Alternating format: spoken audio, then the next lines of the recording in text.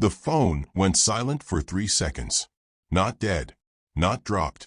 Silent in the way that only happens when someone on the other end doesn't realize you can hear them breathing. Mara Ellison stood on the pedestrian bridge with a velvet box in her coat pocket and her husband's number still glowing on her screen. She'd called to tell him she was almost home. Their 5th anniversary. She had a gift. She had a smile waiting. She had no idea her life was about to shatter in the next 60 seconds.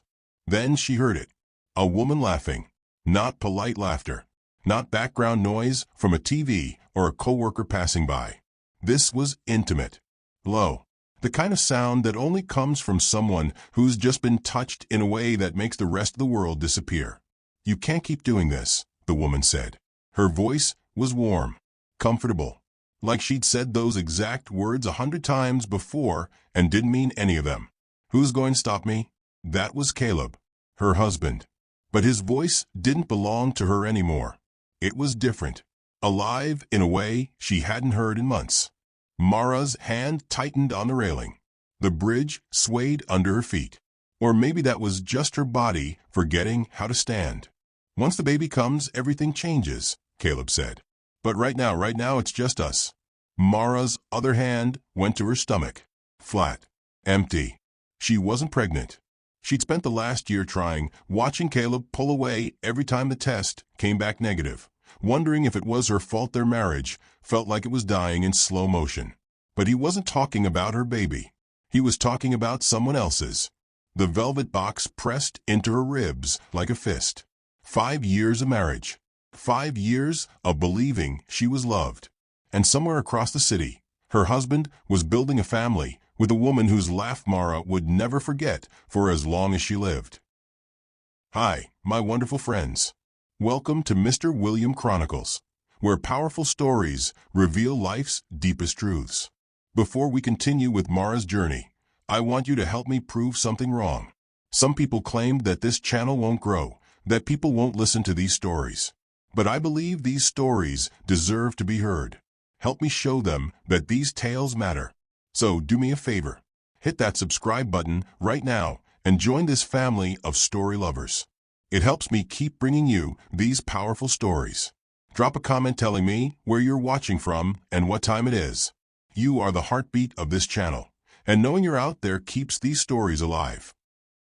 She took one step back, just to breathe, just to make her lungs work again. Her heel caught the edge. There was a gap in the railing. Maintenance work. A yellow caution sign someone had knocked over weeks ago and never put back. The kind of thing you walk past every day and never think about until the second your body tips backward and gravity reminds you that some mistakes don't give you time to fix them. Mara fell. Not gracefully.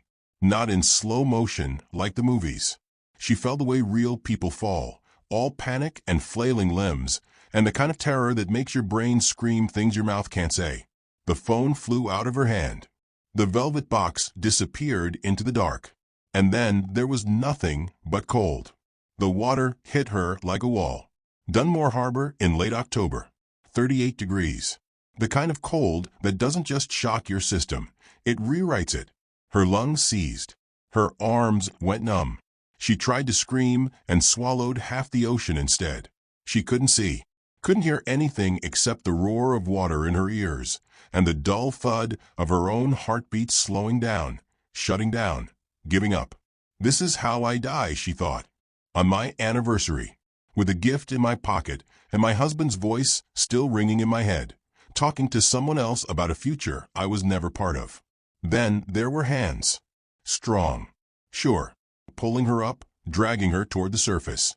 Refusing to let her disappear into that black water, no matter how much her body wanted to quit. "Stay with me," a voice said. Male. Not Caleb. "I've got you. Stay with me." Mara broke the surface, gasping, choking, her lungs burning like she'd swallowed fire instead of ice. The hands didn't let go. They kept pulling, kept moving, until she felt concrete under her back and air, real air, filling her chest in painful, desperate gulps. "Breathe," the voice said. Calm. Like this was something he did every Tuesday. "You're okay. Just breathe." She wasn't okay. She was soaking wet and freezing, and her husband was somewhere warm with a woman who was carrying his child. And Mara had just fallen off a bridge because she answered the phone at the wrong moment and heard the truth she'd been too afraid to look for. But she was breathing. The man who'd pulled her out was kneeling beside her, dripping water, his jacket gone, his shirt plastered to his chest. He had dark hair, sharp eyes, the kind of face that looked like it had seen worse things than this and survived them. "What's your name?" he asked. Mara tried to answer. Her teeth were chattering too hard. "It's okay," he said. "Ambulance is coming. You're going to be fine." She wasn't going to be fine. Fine was a word for people whose lives hadn't just cracked open in the middle of a phone call. Fine was for women whose husbands came home at night and meant it. But she nodded anyway. Because that's what you do when a stranger saves your life and you don't know how to say thank you for something that big. The sirens came fast. Paramedics.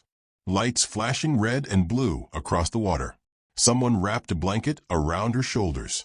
Someone else asked her questions she couldn't answer because her brain was still stuck on the bridge, replaying Caleb's voice, the woman's laugh, the words "once the baby comes like a knife sliding between her ribs." "I'm riding with her," the man said. Not asking, telling. One of the paramedics started to argue. The man gave him a look that shut the argument down before it started. They loaded Mara into the ambulance. The man climbed in beside her. His hand found hers under the blanket, warm, steady, real, and she held on like it was the only thing keeping her from falling again. "I'm Reed," he said quietly. Mara looked at him. This stranger. This man who jumped into freezing water because he'd seen someone fall and didn't hesitate. Didn't think. Just acted. "Thank you," she whispered. Reed shook his head. "Don't thank me yet."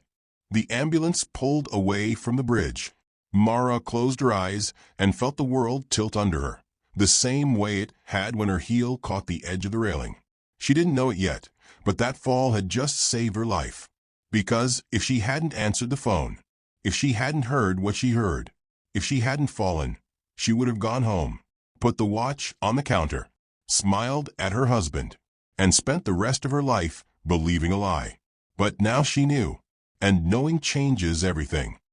Mara woke up in a room that didn't smell like a hospital.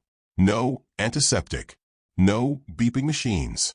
Just clean sheets and sunlight coming through actual curtains instead of those terrible plastic blinds that never close all the way. She blinked at the ceiling. White. Plain. Expensive in a way that didn't announce itself. Her body ached. Ribs. Shoulder. Everything below her neck felt like she'd been hit by a truck instead of water. But she was warm, dry, alive. The door opened. Reed walked in carrying 2 cups of coffee. He looked different in daylight, older than she'd thought. Maybe 40, maybe older. The kind of face that didn't give away much unless you knew what to look for. "You're awake," he said. Not a question. Mara tried to sit up. Her ribs screamed at her to stop. "Easy." Reed set the coffee down and moved to help her. His hands were gentle, careful, like he knew exactly how much pressure a bruised body could take. "Doctor said you're lucky. Bruised ribs. Mild hypothermia. Nothing broken." "Where am I?" "Private wing. St. Catherine's." Mara knew St. Catherine's. It was the hospital where rich people went when they wanted privacy and didn't care what it cost. "I can't afford this," she said. "I know." She stared at him. "You don't even know me." "I know you fell off a bridge," Reed said. "And I know you didn't do it on purpose." Mara's throat tightened. She looked away, out the window, at the water in the distance. The same water that had almost killed her 12 hours ago. "Why are you still here?" she asked. Reed was quiet for a long time. When he finally answered, his voice was low, careful. "Because when I pulled you out, you were holding a phone. And before you passed out, you said a name." Mara's chest went cold. "Caleb," Reed said. "You said it 3 times." She didn't remember that. Didn't remember saying anything except please and cold and help. "Who is he?" Reed asked. Mara's hands curled into the blanket. "My husband." Reed nodded, like he'd already guessed. "Did he call you back?" "What? After you fell? Did he call?" Mara hadn't thought about that. Hadn't checked. Hadn't wanted to know. Reed pulled her phone from his jacket pocket and held it out. She took it with shaking hands. 47 notifications. All from Caleb. The first ones were frantic. "Where are you? Answer me. Mara, please." Then they shifted. Angry. Cold. "You're being ridiculous. This isn't funny. Come home and we'll talk like adults." The last message came at 6 in the morning. "You're making a mistake. Whatever you think you heard, you're wrong.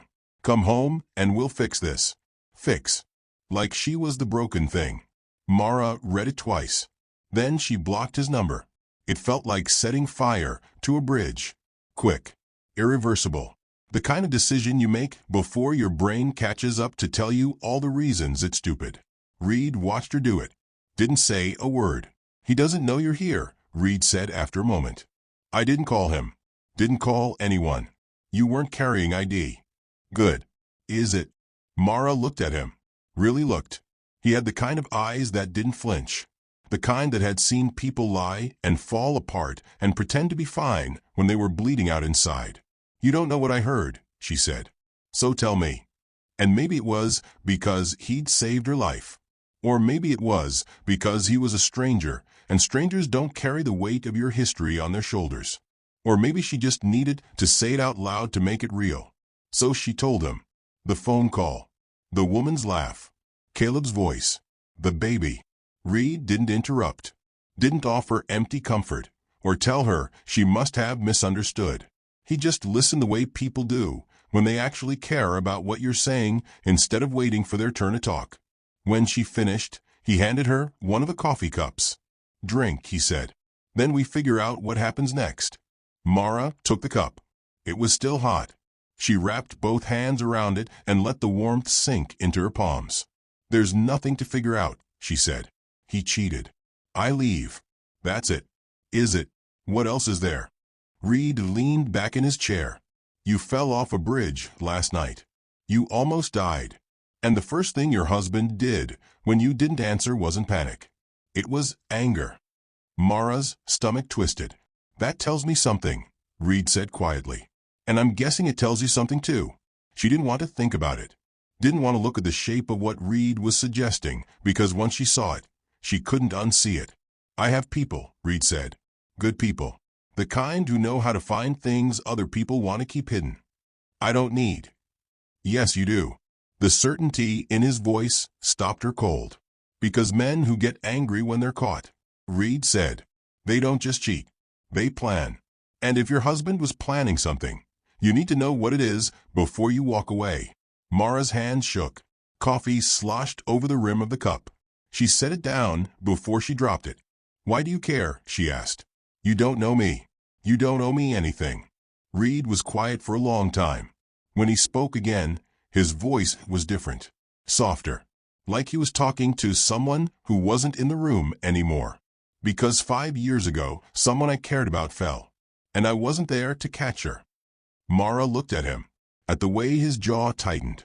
At the way his hands curled into fists before he forced them to relax. "I'm sorry," she said. "Don't be. Just let me help you." She wanted to say no. Wanted to tell him she didn't need saving twice in one day. But the truth was, she had no idea what she was walking into. No idea what Caleb had been hiding or how deep the lies went. "Okay," she whispered. Reed nodded. "I'll make some calls. You rest. And when you're ready, we'll start digging." He stood to leave. "Reed." He turned back. "Who was she?" Mara asked. "The person you couldn't catch." Reed's expression didn't change. But something behind his eyes shifted, darkened. "Someone who trusted the wrong man," he said, "and paid for it."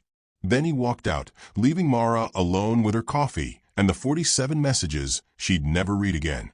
She sat there for a long time, thinking about trust, about the way Caleb used to look at her in the beginning, like she was the only thing in the room that mattered, about the way that look had faded over the years until she couldn't remember the last time he'd really seen her. Her phone buzzed. Unknown number. She almost didn't answer, but something made her swipe. Mara. A woman's voice. Young. Shaking. "Who is this?" "My name is Diane. I need to talk to you about Caleb." The world stopped. "Diane." the paralegal, the woman on the phone, the woman carrying Caleb's baby. How did you get this number? Mara's voice came out cold, flat. He doesn't know I'm calling. Diane sounded like she was crying. Please. I need you to know I didn't know he was married. Not at first. He told me you were separated, that the divorce was almost final. I swear I didn't know. Mara's hands went numb. When did you find out? She asked. Diane was quiet for a long time. 3 months ago, when I got pregnant and he told me we had to keep it secret, that you'd use it against him in court, that you were vindictive, and her voice broke. I believed him. God, I'm so stupid. I believed everything. Why are you calling me now? Because last night he came home, and he was furious. Said you'd disappeared, that you were trying to ruin him. And then I heard him on the phone with his father, talking about life insurance, and Diane's breath hitched. I think he wanted you gone, Mara. Really gone. And I think I helped him do it without even knowing. The room tilted. Life insurance. Mara thought about the papers Caleb had brought home 6 months ago. Sign here, he'd said. Just updating our policies. Standard stuff. She'd signed without reading them. I have to go, Diane whispered. He can't know I called. But please, be careful. Whatever he's planning, it's not over. The line went dead. Mara sat there holding the phone, thinking about how easy it had been. How simple. Sign here. Trust me. I love you. All lies. All of it. Reed walked back in 20 minutes later, took one look at her face, and stopped. What happened? Mara told him about the call. About Diane. About the life insurance. Reed's expression went dark. Dangerous. We're not waiting, he said. I'm making those calls now. What are you going to find? Reed looked at her, and for the first time since she'd met him, she saw something in his eyes that made her believe he wasn't just some stranger who'd pulled her from the water. He was someone who knew how to fight and win. Everything, he said. The documents arrived in a manila envelope 3 days later. Mara was sitting in Reed's guest room because the hospital had released her, and going home meant facing Caleb. And she wasn't ready for that yet. Maybe she'd never be ready. Reed knocked once before walking in. He held the envelope like it weighed 50 pounds. You're going to want to sit down, he said. I am sitting. Then hold on to something. He placed the envelope on the bed between them. Didn't open it. Just looked at her with an expression that said whatever was inside was going to hurt. Mara pulled the envelope toward her. Her hands shook as she lifted the flap. The first document was a bank statement. Her grandmother's trust fund. The one Mara had inherited when she was 19. The one she'd protected like it was sacred, because it was. Her grandmother had worked 3 jobs to build that money, penny by penny, so Mara would have a future. Balance, $47,293. Mara blinked. Read it again. That couldn't be right. The last time she checked, 2 years ago, maybe 3, the balance had been over $800,000. Keep going, Reed said quietly. She flipped to the next page. Transaction history. Withdrawals. Dozens of them. Small amounts at first. 5,000 here. 10,000 there. Then bigger. 50,000. 75. All dated over the last 4 years. All authorized by signatures she'd never written. He forged my name, Mara whispered. Yes. How is that even possible? The bank. The bank trusted him. You were married. Joint account access. He had copies of your signature on file from when you opened the account together. Mara felt sick. She flipped to the next document. Another account. This one she'd never seen before. Opened in her name. Funneling money from her trust into a shell company called Harmon Consulting, LLC. What is Harmon Consulting? She asked. Doesn't exist, Reed said. It's a front. Money goes in, gets routed through 3 more accounts, and ends up in the Cayman Islands. Whose account? Reed pulled out another sheet, handed it to her. Bank records. Offshore. Account holder, Diane Marsh. Mara stared at the numbers. $600,000. Money that used to be hers. Money her grandmother had bled for. Now sitting in an account belonging to the woman carrying her husband's child. He didn't just cheat on you, Reed said. He robbed you. Systematically. For 4 years. Mara couldn't breathe. Couldn't think. All she could do was stare at the pages in her hands and try to remember when it had started. When Caleb had stopped being the man she married and turned into this. There's more, Reed said. She didn't want more. She wanted to set the envelope on fire and pretend none of this was real. But Reed was already pulling out the next document. Life insurance policy. $2.5 million. Beneficiary, Caleb Ellison. Date opened, March 14th. Mara's stomach dropped. March 14th was the day after she told Caleb she wanted to start trying for a baby. The day after she'd said she was ready to build a family with him. He'd taken out a life insurance policy on her the next morning. I never signed this, Mara said. Her voice sounded distant, like it belonged to someone else. Yes, you did. Reed pulled out a photocopy of the signature page. And there it was. Her name. Her handwriting. Or close enough that no one would question it. He must have done it when you were signing other things, Reed said. Mortgage papers. Tax forms. Buried it in a stack so you wouldn't notice. Mara thought back to March. They'd refinanced the house. Caleb had brought home a stack of documents. Sign here. And here. And here. She'd been tired. Distracted. She'd signed without reading. Just like she'd done with everything else. He was going to kill me, she said. The words came out flat. Factual. Like she was reading someone else's story. Reed didn't deny it. Or wait for you to die, he said carefully. Accidents happen. Especially to women who trust the wrong people. Mara's mind went back to the bridge. To the gap in the railing. To how easy it had been to fall. The baby, she said suddenly. Diane's pregnant. If I died. He'd have had the insurance money. No messy divorce. No splitting assets. Just a grieving widower and a fresh start with his new family. Mara's hands curled into fists. The papers crumpled under her fingers. How long have you known, she asked. About the affair? I suspected when you told me about the phone call. About the rest. Reed gestured at the envelope. My people are fast, but this took time. Financial forensics isn't quick. Who are your people? Reed was quiet for a moment. The kind who owe me favors. And the kind who don't like watching innocent people get destroyed by men who think they're untouchable. Mara looked at him. At the scars on his knuckles. At the way he carried himself like someone who'd spent time in places where being soft got you killed. What do you do? She asked. For work. I solve problems. That's not an answer. It's the only one you're getting right now. Mara wanted to push. Wanted to know who this man was and why he'd thrown himself into her disaster like it was his job. But the documents on the bed were still staring at her, and she had bigger questions to answer. What do I do with this? She asked, holding up the papers. You have options. You can take this to the police. File for divorce. Let the courts handle it. Or, Reed leaned back against the wall. Or, you can let me keep digging. Because if Caleb stole this much from you, I promise you it's not the only thing he's hiding. Mara thought about Caleb's family. His father owned half the commercial real estate in the city. His mother sat on the boards of 3 charities and had a personal line to the mayor.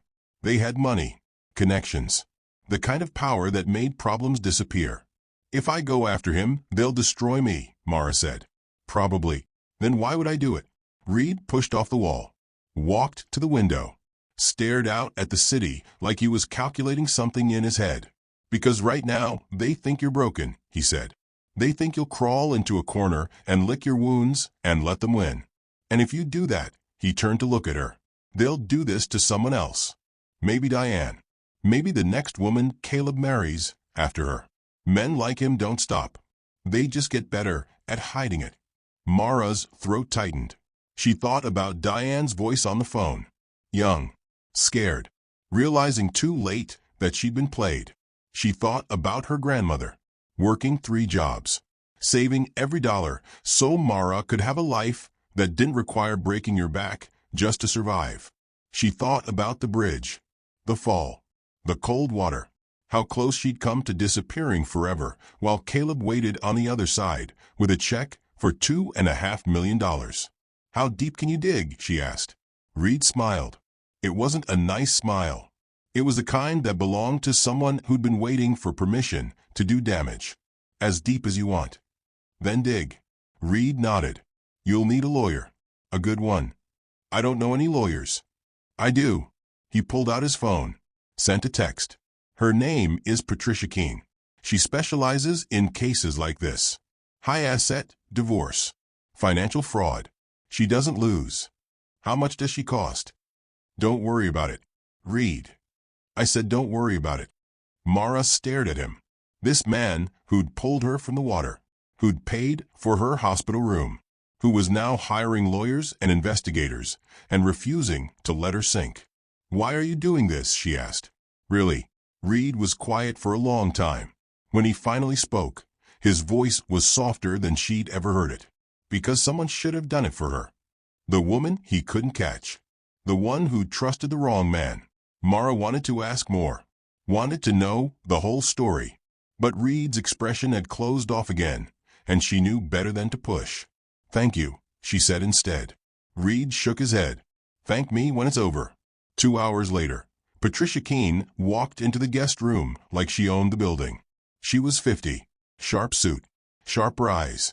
The kind of woman who made men nervous just by existing in the same room. She looked at the documents spread across the bed. Didn't touch them. Just read with the kind of focus that said she was already building a case in her head. How angry are you? Patricia asked, still staring at the papers. What? On a scale of 1 to 10. How angry? Mara thought about it. About Caleb's voice on the phone. About Diane crying. About her grandmother's money disappearing into an offshore account. 11, she said. Patricia smiled. Good. Angry clients win. Sad clients settle. She pulled a contract from her bag. Set it on the bed. I'm going to file for divorce. Full asset disclosure. Fraud investigation. And I'm going to make sure Caleb Ellison regrets every second of the last 4 years. His family has money, Mara said. Connections. So do I. Patricia clicked her pen. Sign here if you're ready to fight. Mara looked at the contract. Then at Reed, standing in the doorway with his arms crossed. Once you sign, there's no going back, Reed said. Caleb will know you're coming, and he'll fight dirty. Let him. Mara picked up the pen, signed her name. Patricia witnessed it, tucked the contract into her bag. Welcome to war, she said. And just like that, Mara stopped being the woman who fell off a bridge. She became the woman who got back up and started burning everything down. The divorce papers hit the news 3 days after Mara signed them. Not because she wanted them to, because Caleb's family made sure they did. She was sitting in Reed's living room when her phone started blowing up. Text messages, emails, notifications from people she hadn't spoken to in years, all asking the same question. Is it true? She didn't have to ask what they meant. Reed walked in holding his tablet, turned it toward her. The headline read, Local businessman's wife files for divorce, alleges fraud. Below it, a photo. Caleb standing outside his office in a perfectly tailored suit, looking like someone had just shot his dog. His father stood beside him. Same expression. Same energy. 2 men who'd never been told no in their entire lives, now facing the cameras like they were the victims. We're devastated, Caleb's father was quoted as saying. My son gave that woman everything. And this is how she repays him. With lies and accusations designed to destroy a good man's reputation. Mara's hands shook. They're spinning it, Reed said. Making you the villain before you even get to tell your side. How did they? Patricia filed the papers yesterday morning. By noon, Caleb's PR team had a statement ready. They've been preparing for this. Of course they had. Men like Caleb didn't get caught by surprise. They had backup plans, escape routes, lawyers on speed dial who knew exactly how to make inconvenient truths disappear. Mara scrolled through the article. Every line made her stomach turn. Sources close to the family say Mrs. Ellison has struggled with mental health issues for years. Friends describe her as unstable and prone to dramatic outbursts. The Ellison family is cooperating fully with authorities and expects these baseless claims to be dismissed. They're calling me crazy, Mara whispered. Of course they are. It's the oldest play in the book. Woman accuses powerful man of wrongdoing. Man says she's hysterical. People are going to believe them. Some will. Reed sat down beside her. But not everyone. And the ones who matter won't. Mara wanted to believe him. But her phone kept buzzing, kept lighting up with messages from people who'd known her for years, asking if she was okay, if she needed help, if maybe she should reconsider before things got worse. Like she was the problem. Like she'd done something wrong by refusing to stay quiet. I need to make a statement, Mara said. Not yet. They're destroying me. Let them. Reed's voice was calm, steady. Right now, they're playing defense, making noise, trying to control the narrative before you get a chance to speak. But the more they talk, the more they expose themselves. So let them keep talking. And what do? You build your case. You let Patricia do her job. And when the time is right, you hit them with everything. Mara looked at the article again, at Caleb's face, at the way he stood there looking wounded and confused, like he couldn't understand why his wife would turn on him like this. He was good. She'd give him that. He'd probably been practicing that expression in the mirror. Her phone rang. Unknown number. She answered without thinking. Mara Ellison? A woman's voice. Professional. Clipped. Yes. This is Janet Harding from Channel 7 News. I'm calling to get your comment on the allegations your husband's family is making. Do you have a moment? Mara's throat closed. Reed was already shaking his head, mouthing the words hang up. But Mara didn't hang up. What allegations, she asked. That you fabricated evidence of financial fraud. That you're attempting to extort money from the Ellison family through false claims.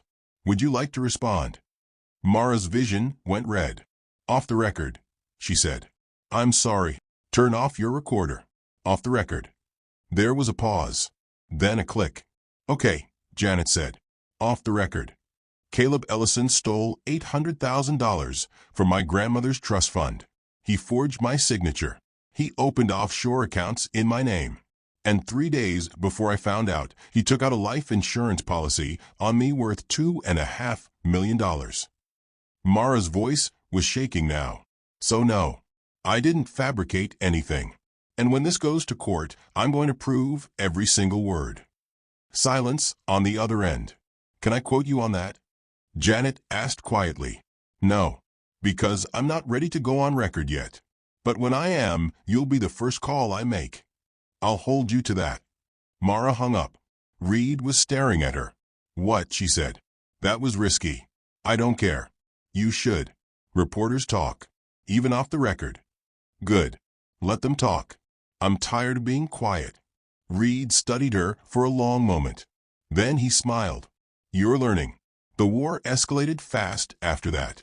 Caleb's family hired a private investigator. Started digging into Mara's past.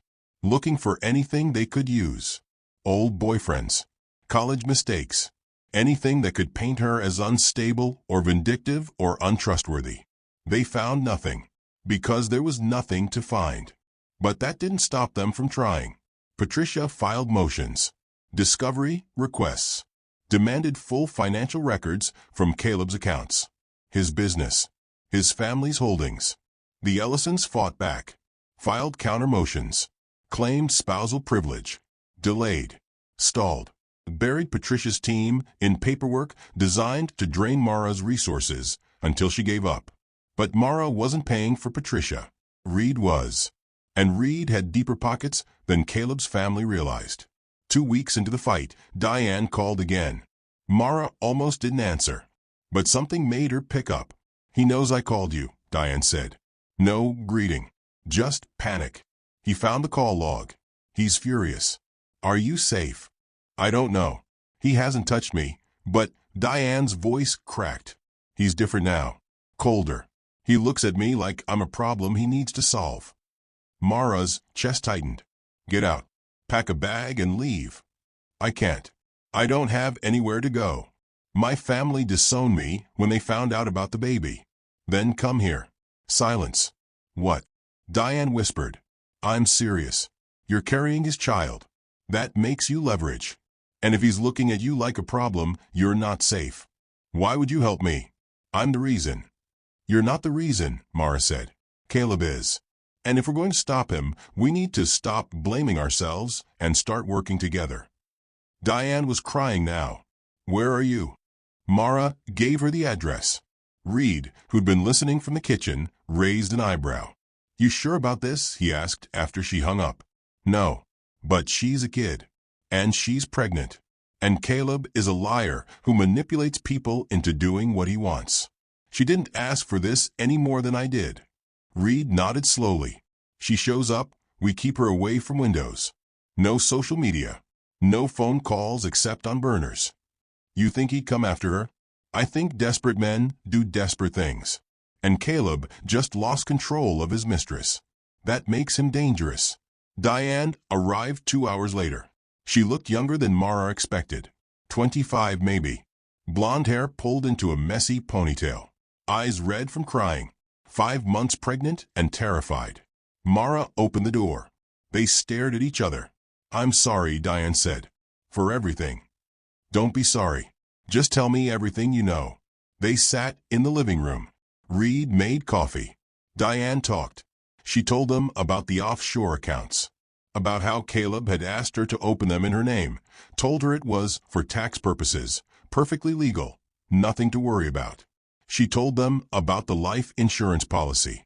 How Caleb had mentioned it casually one night. Said it was standard for married couples. Asked if she thought $2.5 million was enough, or if he should go higher.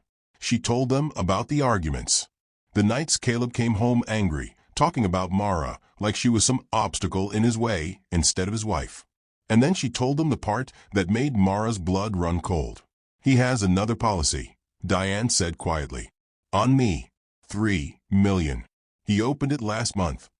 Reed's expression darkened. Does he know you know? He asked. Diane shook her head.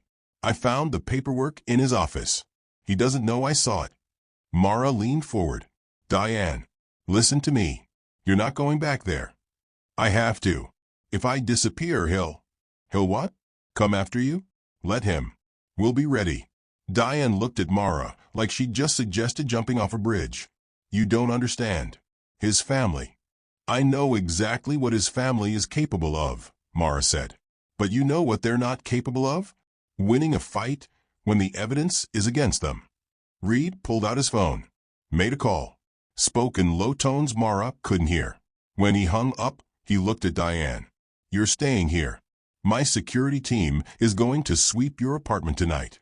Get your things. Make it look like you left on your own. No drama. No confrontation. What about Caleb? Let him wonder. Diane nodded. Still crying. Still scared. But alive. And that was enough for now. If you're still watching and feeling that fire right now, tap that like button. You know Mara deserves this fight. Show this story some love with a like and comment, I see you Mara, if you're rooting for her. Subscribe to the channel if you're hooked on this story, so you don't miss what happens when she takes them all down. Reed made the call at 2 in the morning. Mara couldn't sleep. Neither could Diane. They were both sitting in the living room, drinking tea that had gone cold an hour ago, when Reed walked in fully dressed. I need you to trust me, he said. Mara looked up. What's happening? Caleb's family thinks they're untouchable. They think money and connections make them bulletproof. Reed's jaw tightened. I'm about to prove them wrong. How? By doing what I should have done from the beginning. No more playing nice. No more waiting for the courts to catch up. We hit them where it hurts. Diane sat forward. What does that mean? Reed pulled out his phone. Showed them a photo. Documents. Financial records. Pages and pages of transactions that didn't make sense unless you knew what you were looking at. Ellison Development Group, Reed said. Caleb's father's company. They've been building commercial properties for 30 years. Hotels. Office buildings. Shopping centers. Clean reputation. Lots of happy investors. Okay, Mara said slowly. Except it's not clean. My people spent the last 2 weeks inside their books. And what we found, Reed's expression went dark, is fraud. Systematic. Decade-long.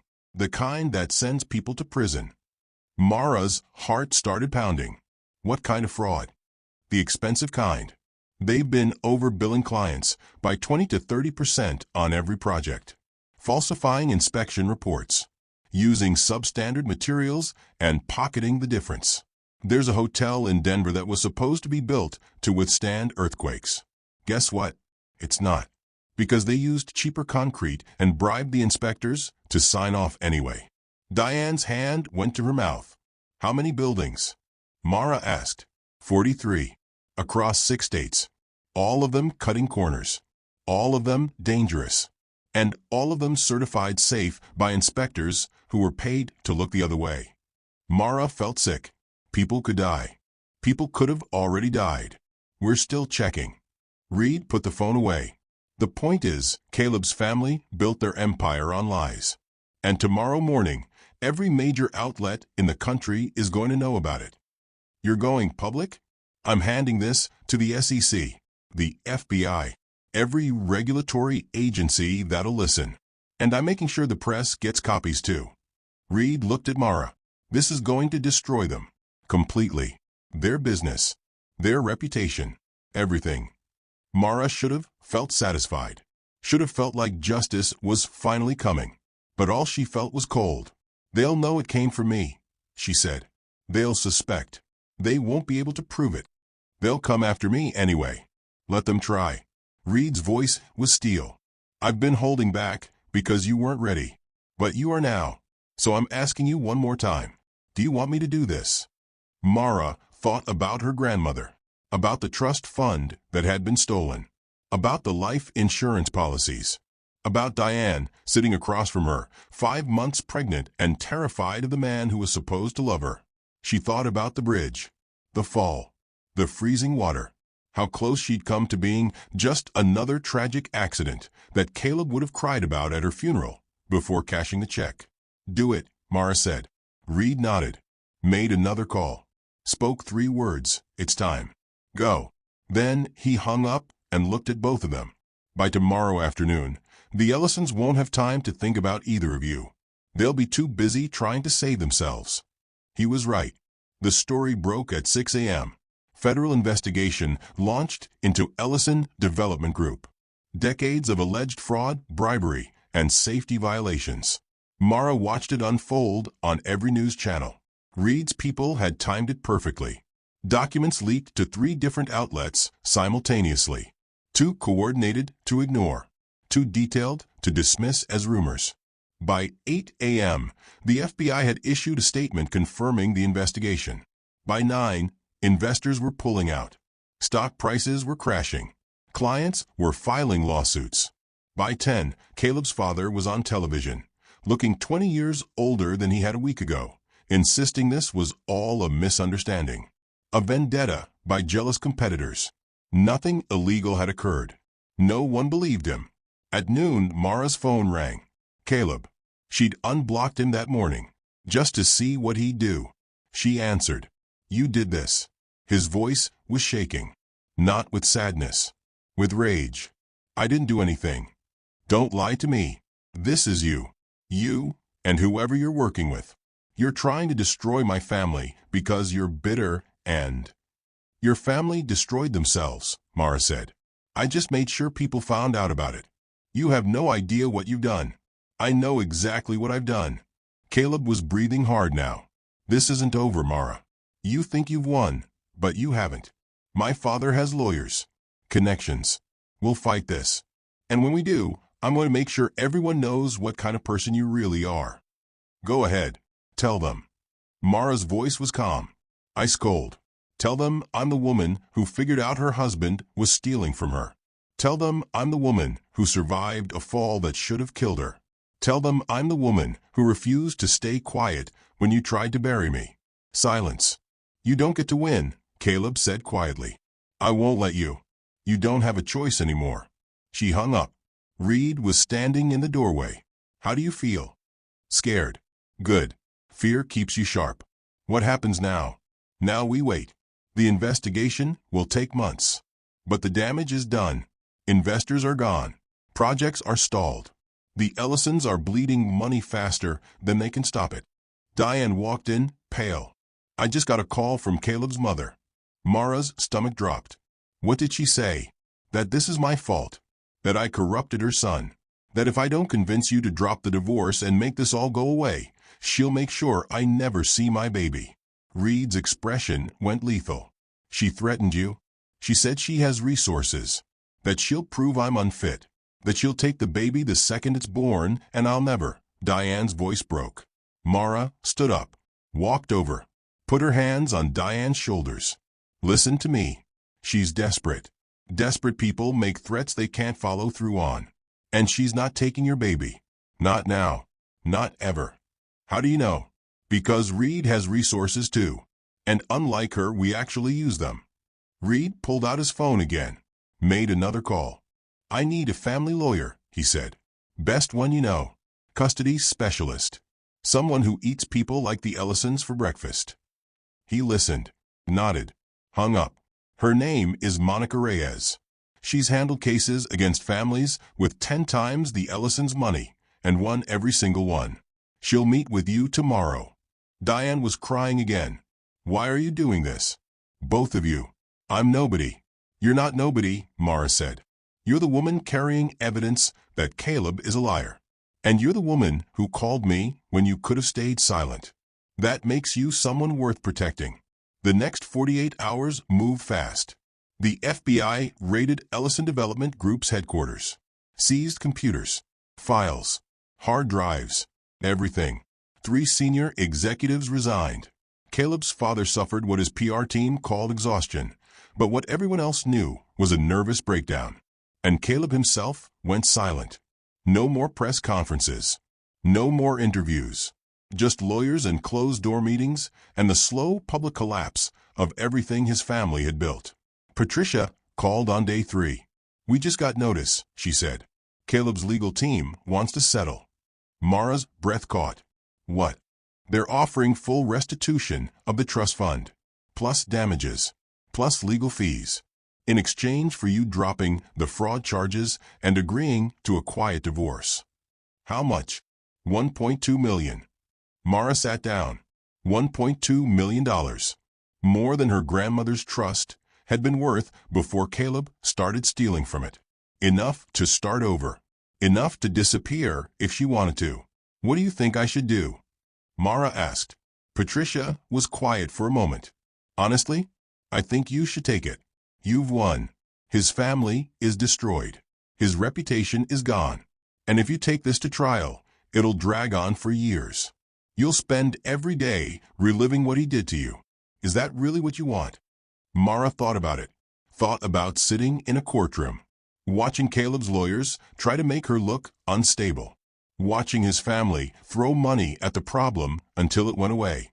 Then she thought about the bridge, about the cold water, about waking up in a hospital room with a stranger who'd saved her life for no reason except that it was the right thing to do.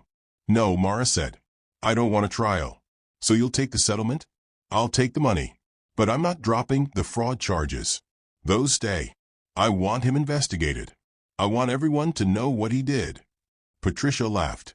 Actually laughed. You're my favorite client this year. Is that a yes? That's a hell yes. I'll draw up the counteroffer. Mara hung up. Reed was watching her from across the room. You didn't take the easy way out, he said. No. Why not? Mara looked at him. At this man who'd turned her disaster into a war and refused to let her fight it alone. Because you taught me that some things are worth more than money. Reed smiled. What's that? Making sure they never do this to anyone else. The trial lasted 8 days. Mara sat in the courtroom, every single one of them.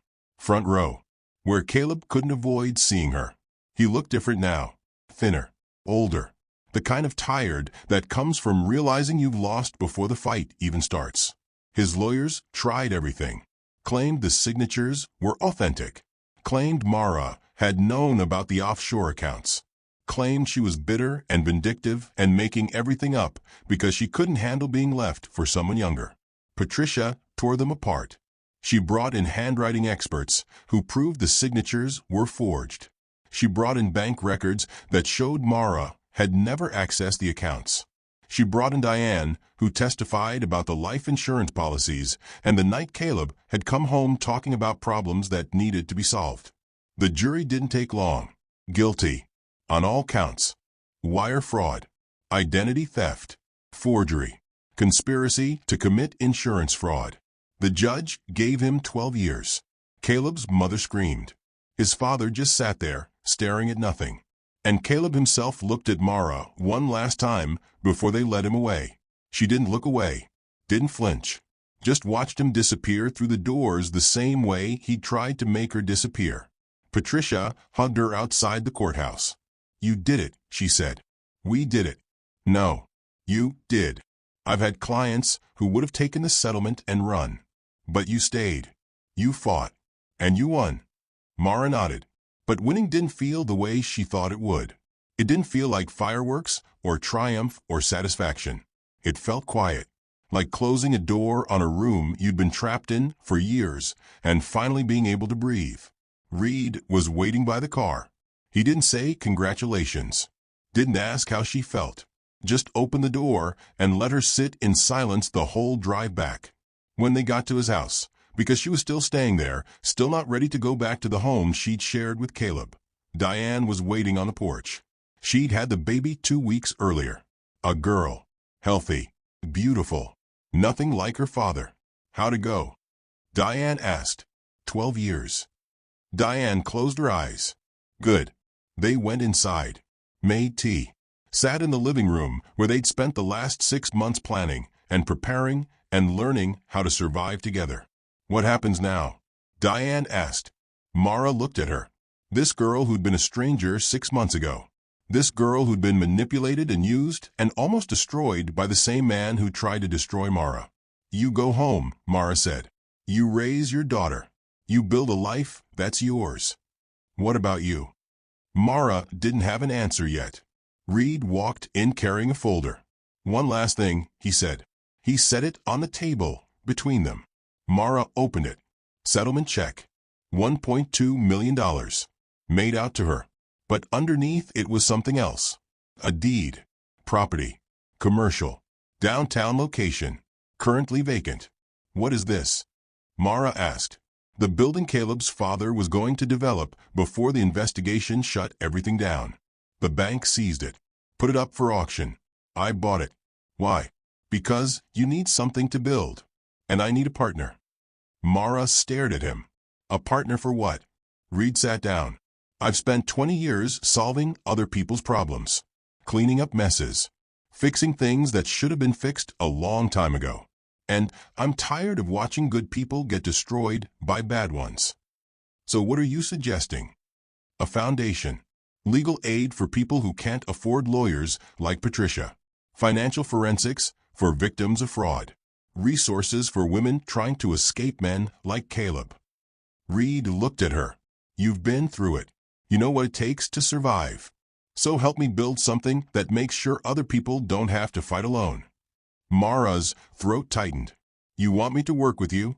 I want you to lead it. I'll fund it. You'll run it. Why would you do that?"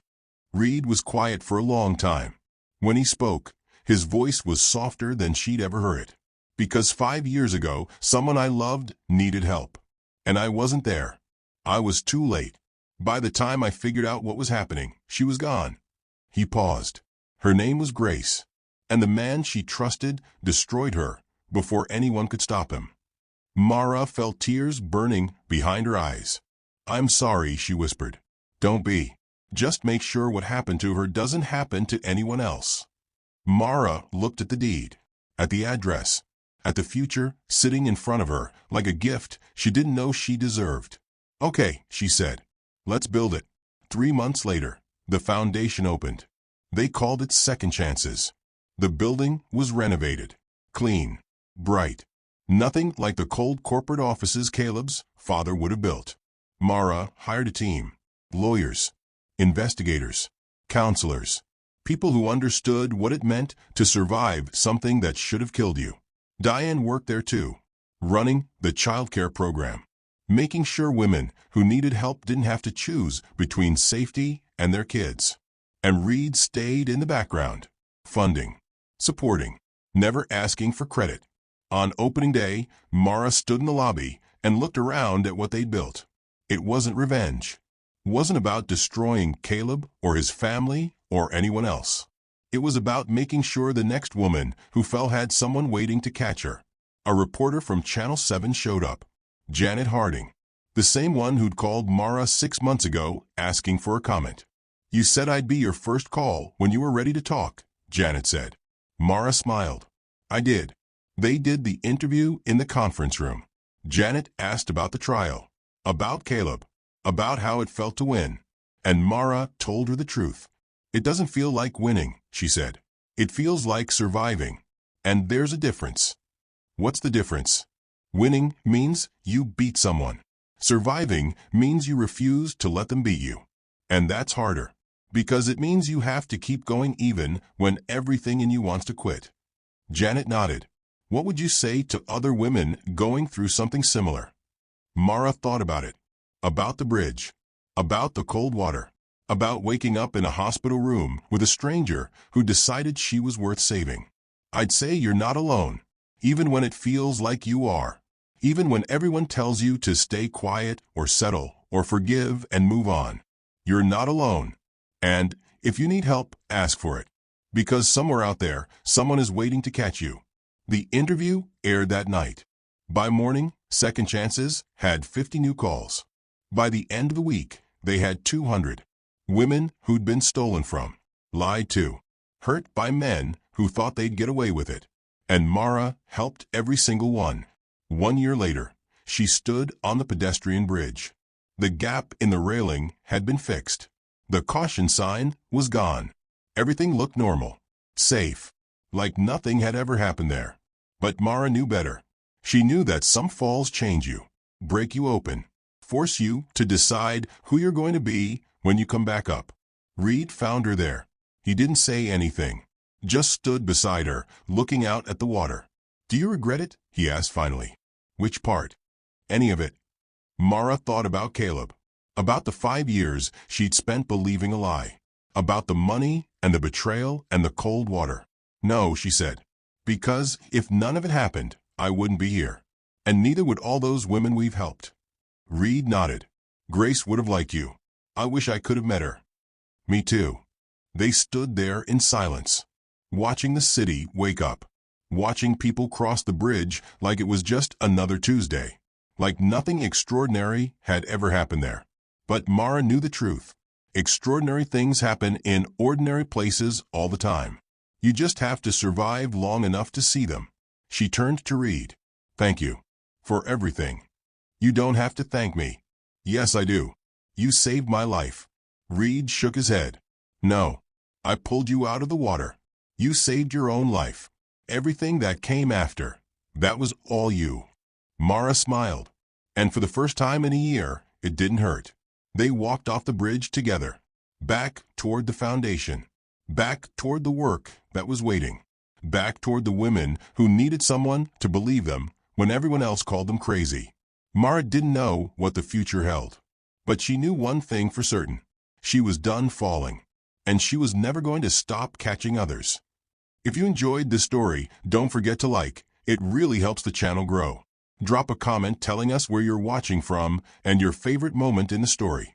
And subscribe to Mr. William Chronicles so you don't miss stories like this.